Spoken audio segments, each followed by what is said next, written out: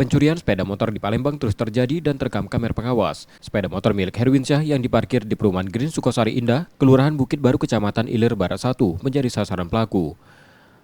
Rekaman menunjukkan seorang pelaku yang mengenakan hoodie mondar-mandir memperhatikan situasi sekitar. Tak lama kemudian, ia merusak kunci kontak motor dan melarikan diri dengan kecepatan tinggi.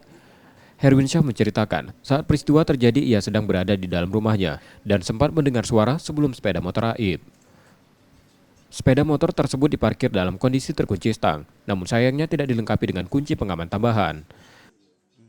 Kemarin itu sekitar jam 1 lebih 10 menitan lah.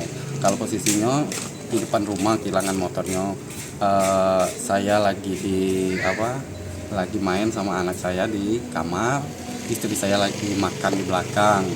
Nah tiba-tiba istri saya nanya ke saya, ya di mana motor? Motor kok nggak ada di depan?